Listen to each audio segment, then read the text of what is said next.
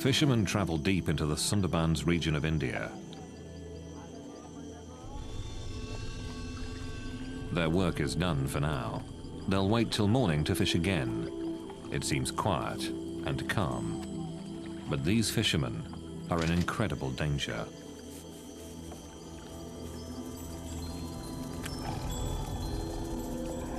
From the forest, they're being stalked by the deadliest tiger in the world.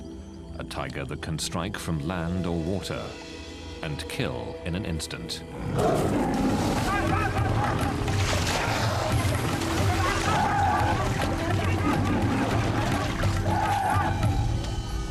Another victim taken in the night. The tigers live here in the Sundarbans, gnarled fingers of thick mangrove swamp that stretch out into the Bay of Bengal.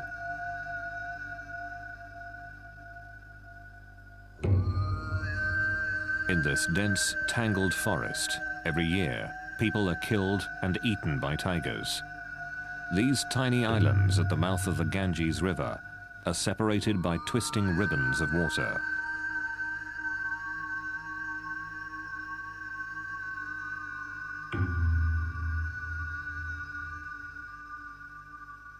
The isolated clumps of mud and forest make up the Sundarbans Tiger Reserve. The thick trees hide one of the largest concentrations of wild tigers. But there's something else that sets these animals apart, and the tigers that live here hunt, kill, and eat humans.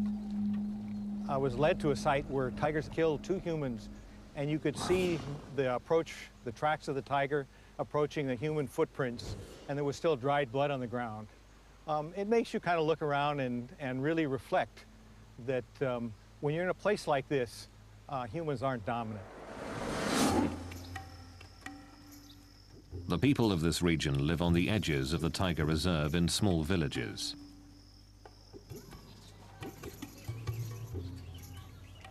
The menace that lurks in the forest surrounds them.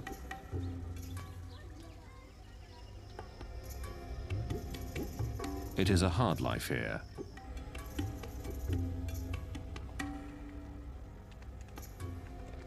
Most make their living by fishing or collecting honey. The best fishing and the richest stores of honey are found deep in tiger territory.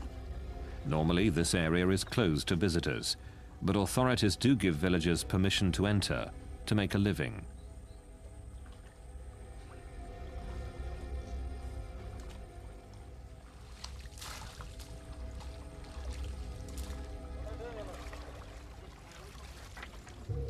It's here that the tiger attacks occur.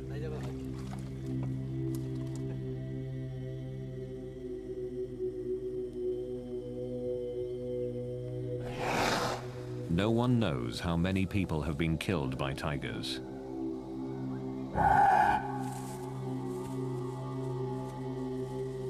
Many deaths aren't reported. And the bodies of the dead are rarely ever found. The tigers go deep into the woods to devour their prey, but the stories live on. Jamuna Sardar. 4 years ago, her husband went fishing for crabs. It was the last time she saw him alive. Sunil Mondal tried to wrench his son from the mouth of a tiger. He failed. And now his son's wife, his son's family, his son's daughter are all left behind.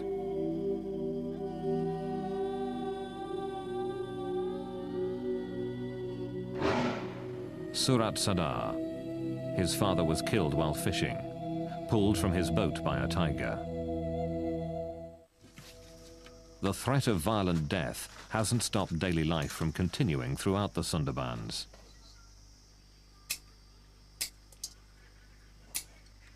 Every day, Kamala Mondal can be found at her small village store.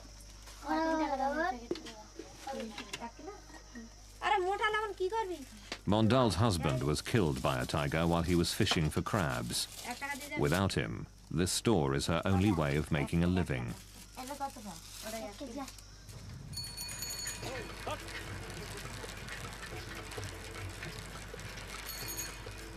Sudeshna Day is a doctor who works in many of these villages.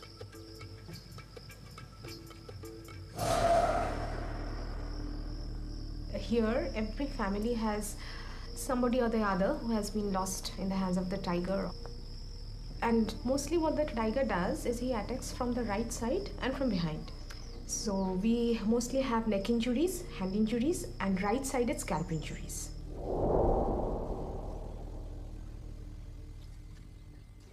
It is very rare to survive a tiger attack. Ashit Mondal is one of the few who have.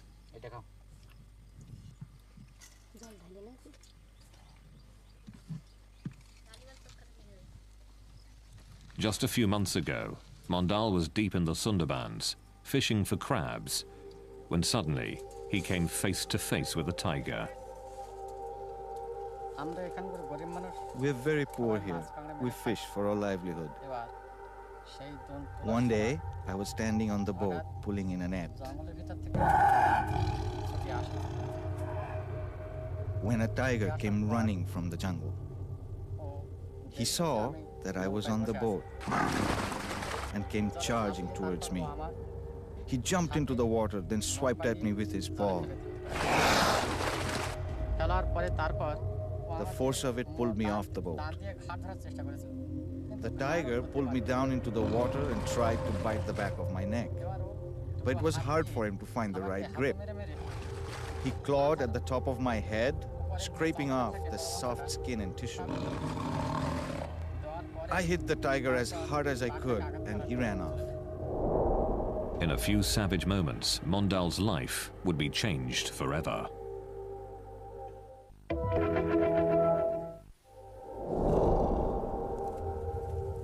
A tiger's enormous forepaws can shatter bones. Its teeth can pierce a skull in a single bite. My ear was almost torn off. This was all cut, and the skin was just hanging from my face. It was ripped all the way up to here and over to my ear. My neck was bleeding badly too. The tiger also did a lot of damage to my arm and the back. This whole part of my head was gone. It's not healed yet. It's still an open wound. Mondal's survival makes his story unusual. But the fact that he was attacked in the first place makes him just another in the long line of victims. And I've often seen tigers in the wild, followed them on the road, and really haven't had a fear. But I'd have to say that if I met a tiger in the Sundarbans, I think I'd be worried. What has made the tigers of the Sundarbans so bold? What has turned them into man-eaters?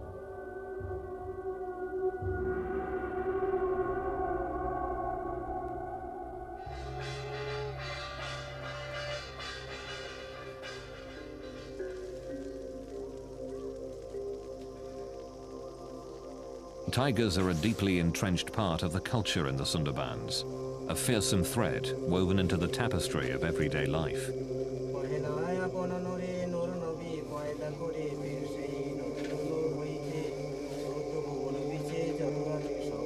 People who live here believe a constellation of supernatural forces guides and shapes their lives.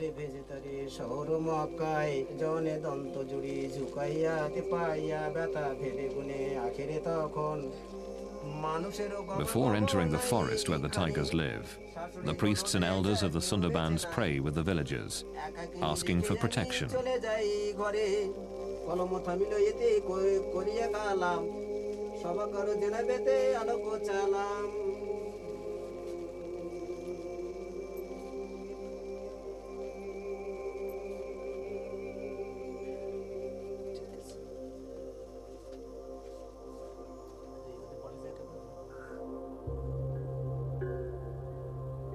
It is said, without the god's blessing, a tiger attack is virtually assured.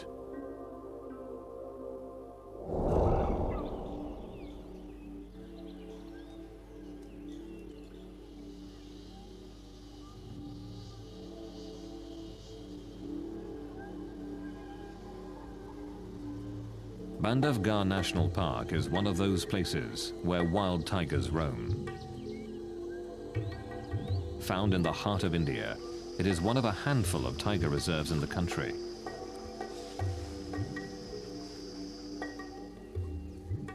It has a rich history. In Indian legend, this fort, which dominates the park, was a gift from the great Lord Rama himself.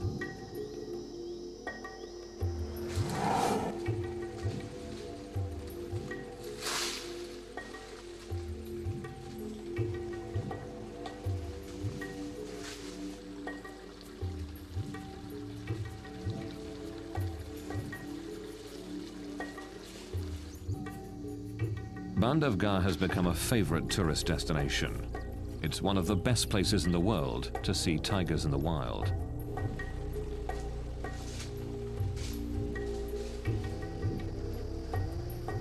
These are Royal Bengal tigers, the same type of tiger that lives in the Sundarbans. And like the Sundarbans, this is certainly not a zoo.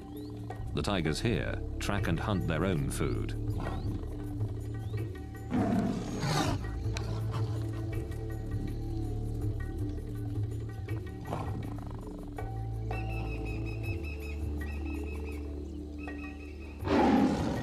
But even with all the people nearby, there's no serious concern of tiger attack. Since the park was established in 1968, no one here has been killed by a tiger. During the same time in the Sundarbans, over 1,000 people have been hunted down.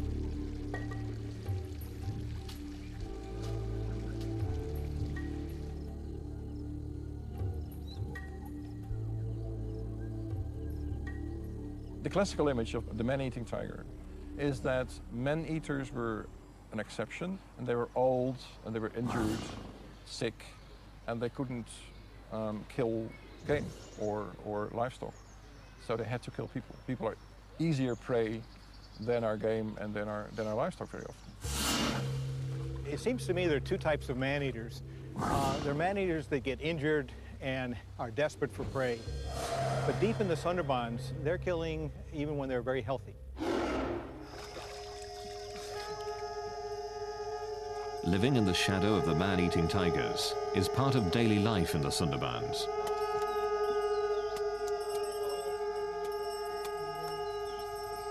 Each spring here, honey collectors prepare to take their chances to earn a living.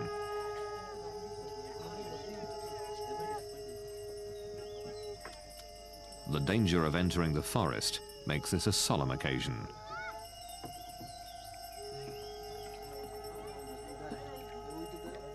Their families and other villagers gather to offer sacrifices to ensure their safe return.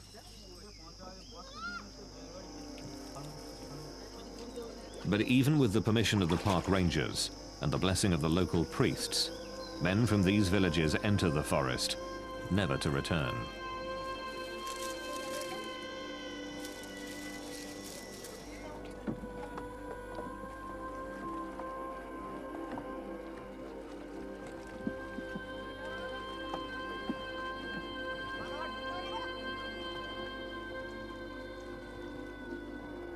As they travel out into the forest, they put themselves at the mercy of one of the most ferocious hunters in the world.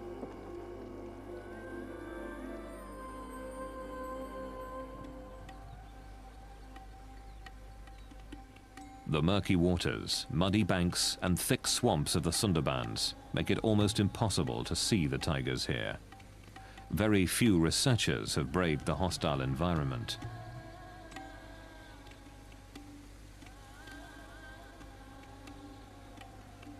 Very little is really known about the Sundarbans tigers. The Sundarbans at first seemed to me a pretty exotic place. Nowhere else in the world do tigers live in a mangrove habitat. and it's hard to walk. The pneumatophores make it, I think, difficult even for tigers to go through some habitat. There's deep mud, but there's one thing that tigers need. There's abundant prey, and that's why there are a lot of tigers there.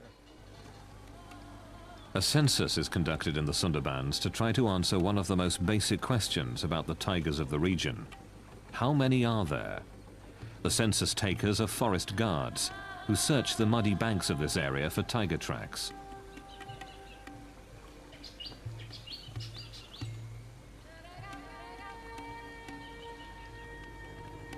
The nature of this region forces the tigers to swim from island to island, looking for prey.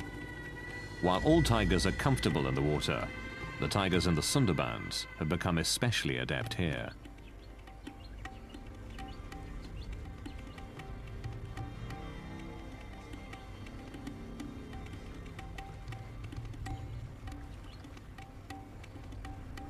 This rare footage captures one of these tigers in the act. Seeing a tiger in deep water can be the last thing a fisherman here ever sees.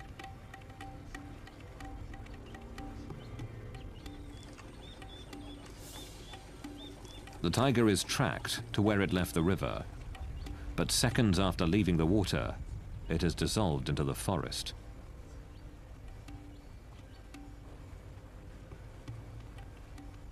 The dense wall of green can easily hide a killer.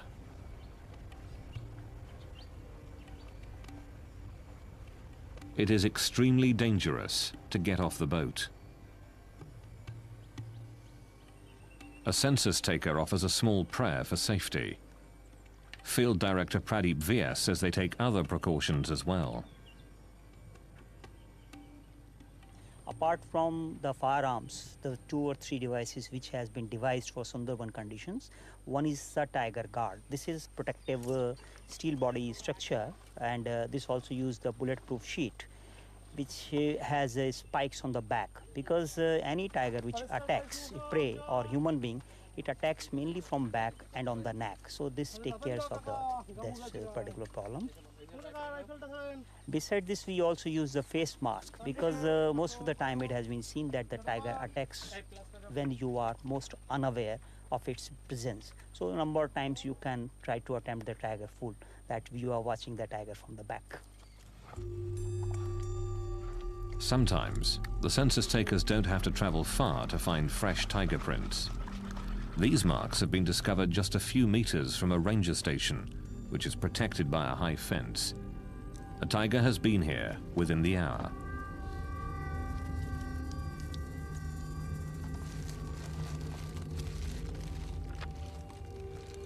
While some work quickly to gather the print, the others keep watch on the forest.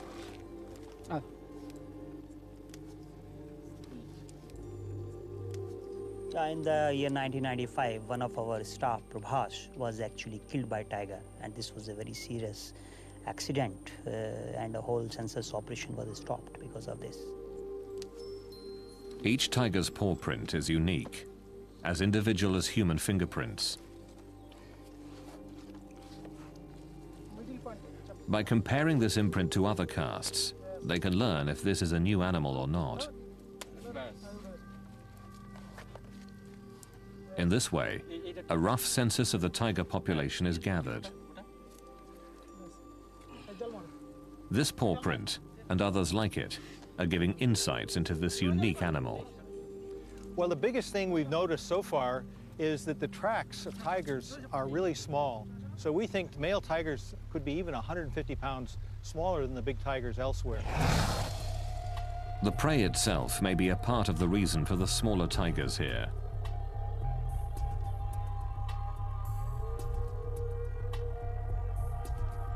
The largest animals tigers eat in the Sundarbans are about a quarter of the size of tiger prey available in the rest of India.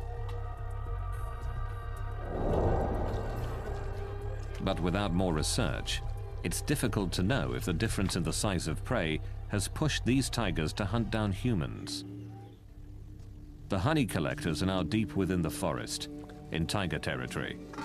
With the blessing of the tiger god, the collectors search for beehives.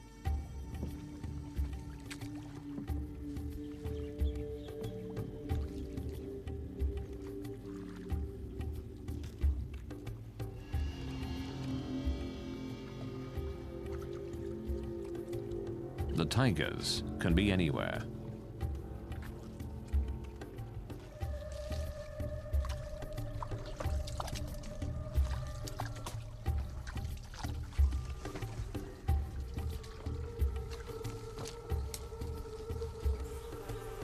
But the reward is worth the risk. This is what the honey collectors have searched for: hives dripping with bees and honey.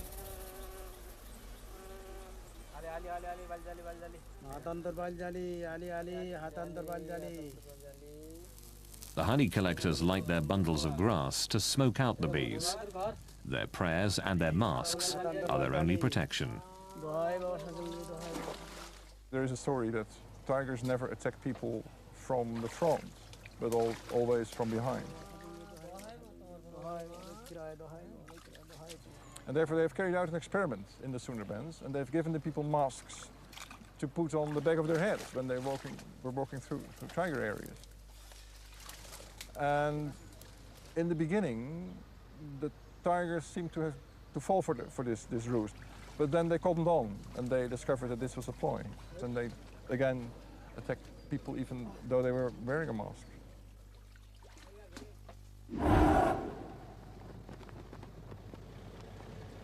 There is one part of the Sundarbans that has been closed off to people. It's known as the core zone. Around this is a ring of land where people with permits are allowed to fish or collect honey. But the core zone is strictly off limits to everyone but government personnel. Field Director Pradeep Vyas and his wardens patrol the area to keep people out. Tiger attacks are certainly more in core zone because tigers are not used to the presence of human beings. They come in contact with people very less as compared to the tigers in the fringe zone. Recently, a group of locals snuck into the core zone. They had no permits, no permission. A single tiger attacked and killed 3 men. Vyas and the others were shocked by the attack. Normally a tiger will only kill one person, then devour their body. Vyas believes the attack shows how little we know about these ferocious animals. In my opinion, tiger understand human behavior very well, though we have yet to understand the behavior of tiger. With so little known about the tigers here, it's difficult to determine why the attacks occur.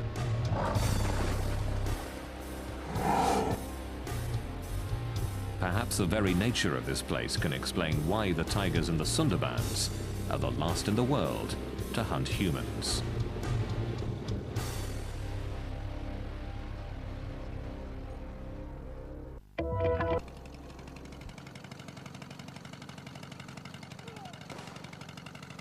The Sundarbans is one of the most dangerous places in the world. Tigers regularly hunt and eat humans.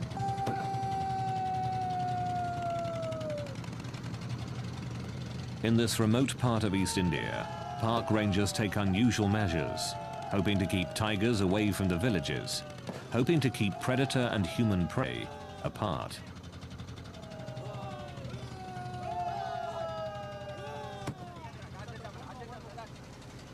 Whether this noisy attempt at animal control works is unknown.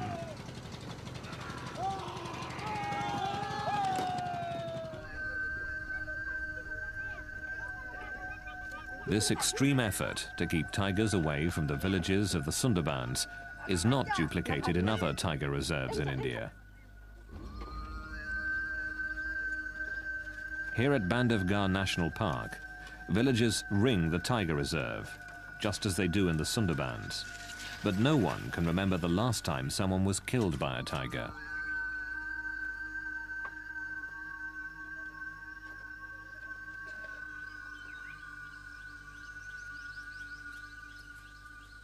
The tigers here don't always keep to the boundaries of the park.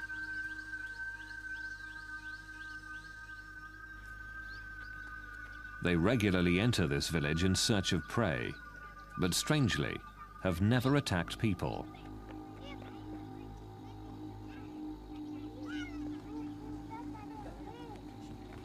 Raising cattle is the primary livelihood here, but the herders have no concern for their personal safety when it comes to tigers.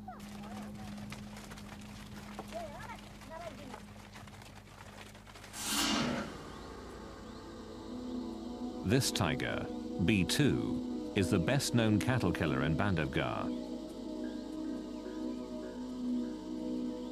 He leaves the park frequently in search of easy prey, but even though he often travels near the villages and comes very close to people, he has never attacked anyone.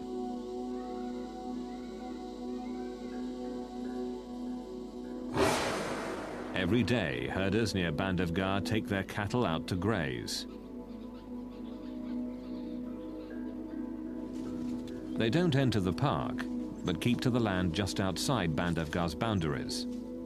B2 and other tigers, of course, don't know where those boundaries are.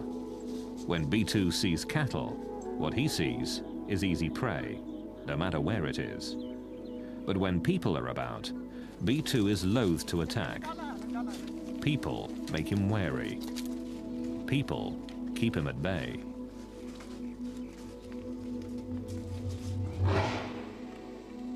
B2's most legendary hunt took him far outside the park. There he killed a large cow and dragged it back towards his territory. In a display of amazing strength, he threw the animal over a fence before feeding on it for 2 days. But B2 has never hunted people. His size, strength, and quickness is superior to any human. But he has never attacked.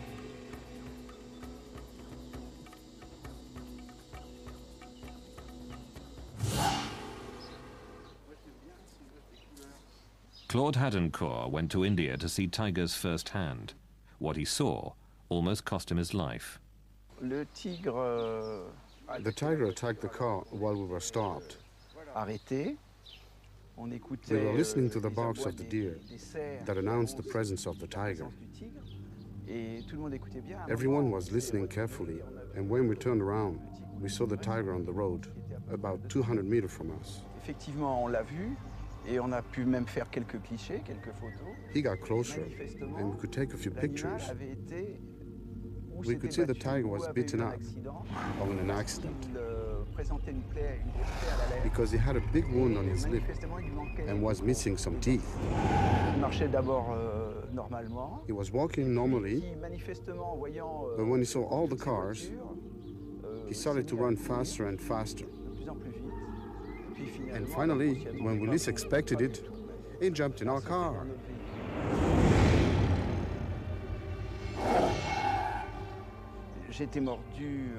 I was bitten on the arm and on the hand. And why the hand? When the tiger leaped on me, I fell back. And I instinctively protected myself with my arm on my head. It was a terrifying attack, but a once-in-a-lifetime event. In the Sundarbans, though, the tigers hunt and kill humans regularly. We are in the jungle, fishing, and we are looking for firewood to cook with. In the forest, I saw a tiger lying down. Then it suddenly jumped on my brother. The tiger ran off with my brother in his mouth. I followed him with my axe. And as I ran, I thought, what will I say to my mother or my brother's wife if I go back home without him? I decided to kill the tiger and bring back my brother. I kept running and was able to hit the tiger with my axe.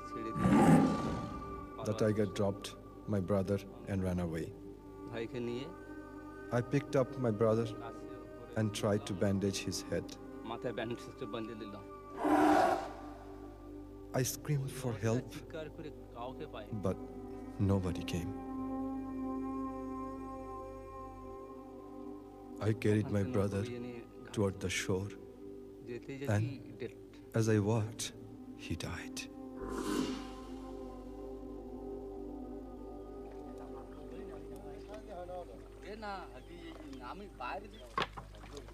Why do these attacks continue? It's difficult to know what separates the tigers of the Sundarbans from those everywhere else in the world. There are several theories, but little hard proof. Some believe the water itself is to blame.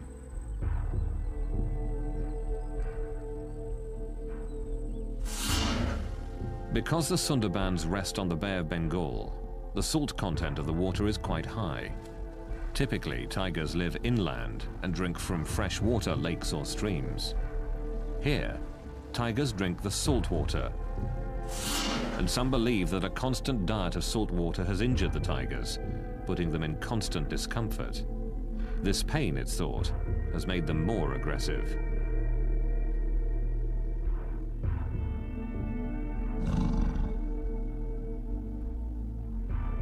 Fresh water ponds were dug to provide an alternative for the tigers, but the attacks persisted. While an intriguing notion, there has never been proof that the high salt content is behind the attacks on people. Another theory is also tightly bound to the waters here. Understanding the tides is crucial to fishing in the Sundarbans.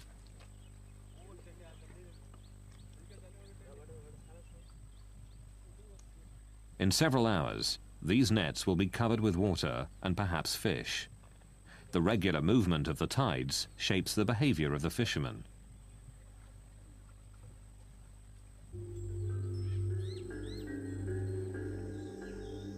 And some who study the tigers of the Sundarbans believe that tides may also make these animals unusually aggressive. Another thing that's really difficult in the Sundarbans, and it's a problem for tigers, in that most of the area floods tidally twice a day, and then in the neap tides, the really high tides, almost all of the Sundarbans is flooded.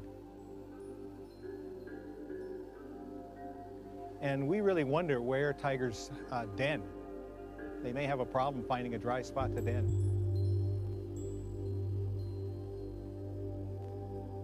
There is another theory that the tigers of the Sundarbans are more aggressive than others because conflicts that would be avoided through scent markings have to be played out. When the area floods, scent markings that define tiger territory are washed away. Aggression then becomes the only way to defend the territory.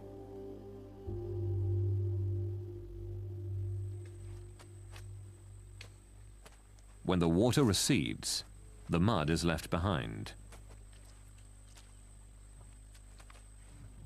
Some believe this mud makes it more difficult for the tigers to hunt, so they resort to easier prey, man. Another theory suggests that tigers don't knowingly hunt humans. Making a living in the Sundarbans is back-breaking work. Collecting firewood or rigging nets means constant stooping and bending. Some experts believe that in this vulnerable position, tigers can mistake a person for a small deer.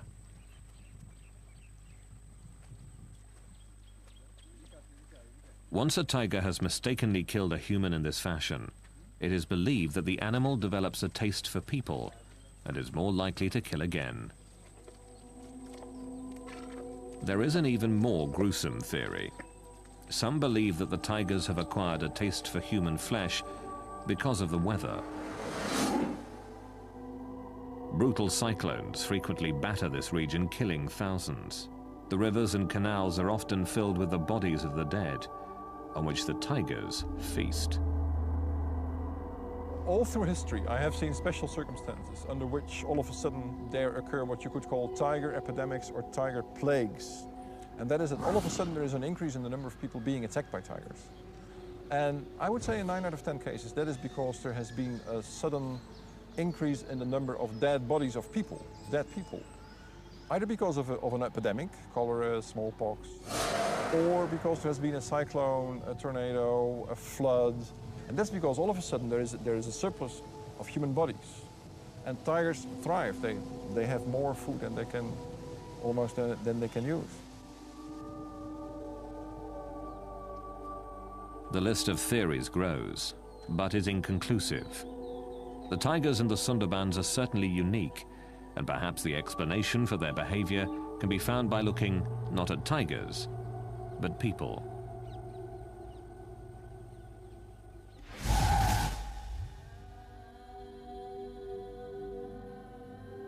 Through the late 1800s and early 1900s, tigers were hunted down ruthlessly throughout much of India.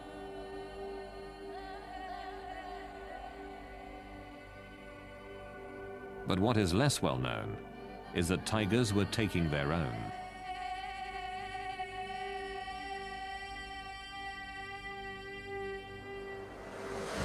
Nowadays, tiger attacks are rare. But if you go back even a century, or even less, 70 years, tiger attacks were quite normal. I've seen several records, both in India and Indonesia, of the tiger threat becoming so severe, so large, that people just abandoned their villages, that just went away. Tiger attacks so fierce that they emptied entire villages are hard to comprehend today. There are estimates that as many as 300,000 people were killed by tigers from 1800 to 1900. The answer was obvious. Fewer tigers would mean fewer tiger attacks. Open season was declared on tigers.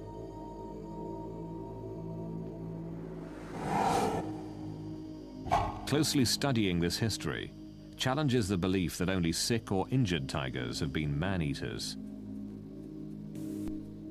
If you read about tiger attacks in the early 19th century, in the 18th or 17th century, they were so frequent that it is impossible to explain such a frequency by assuming that only sick and injured tigers attack people. So I argue that before, let's say, 1850, if they had a chance, they would kill a person, perfectly healthy tigers. Here in Bandhavgarh, healthy tigers don't hunt humans anymore. Boomgart believes that tigers can learn from history. Man-eating tigers in almost every part of India were hunted down and killed. The tigers that live in Bandhavgarh learned that fearing humans meant survival. But the massive tiger slaughter that occurred in this part of India did not happen in the Sundarbans. I think tigers across India have faced hunting pressures for a long time, and so they're much more wary of humans than the tigers in the Sundarbans. I don't think the tigers in the Sundarbans are afraid of people. The people don't seem to be carrying firearms, and the tigers know that. The remote and hostile nature of the Sundarbans protected tigers from hunting in the past, and it continues to protect them today. Even when they know that a tiger's a man-eater, if it lives in the middle of the Sundarbans, there's not much they can do about it. They can't really hunt it, and they don't. The dense maze of mangrove swamps allows these tigers to continue to hunt humans, as tigers all across India once did. From mother to cub, tigers here have passed on a taste for humans from generation to generation.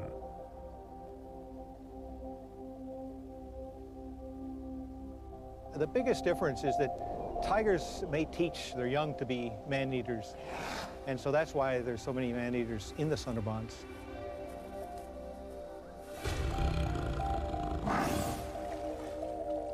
Not fearing humans, the tigers here keep hunting them, and the killing continues.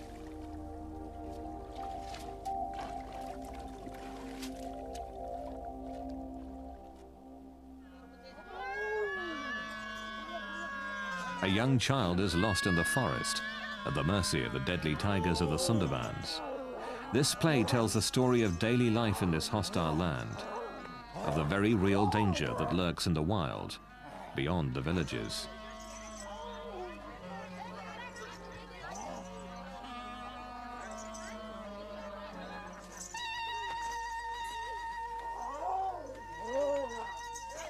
The people here believe that the tiger god, Daksin Ray, can kill if he is displeased. They believe he can read minds to gauge the amount of respect for him, that their survival depends on his happiness, or the intervention of another deity, Banbibi, the goddess of the forest.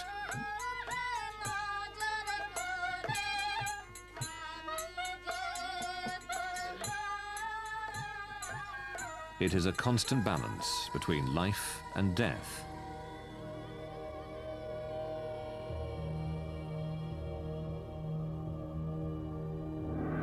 A balance the people here accept.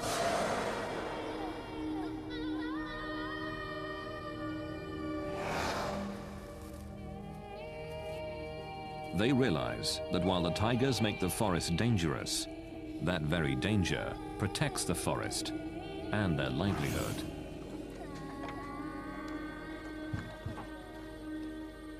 Most of the people in this zone are poor, and for their survival they have to go for fishing and other things. But they also admit that tigers' presence in this forest is essential for their own survival, because of these tigers, these mangrove forests are surviving.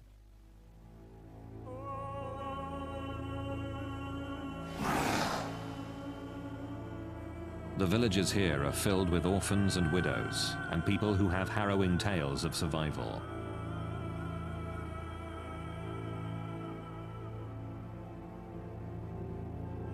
It is the reality of life in the Sundarbans.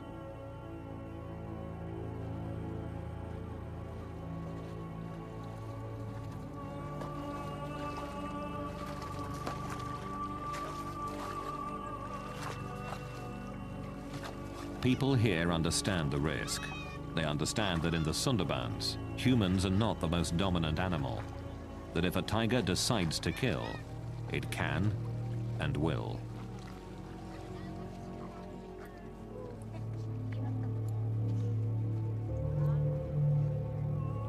This is a place which has remained virtually untouched by time.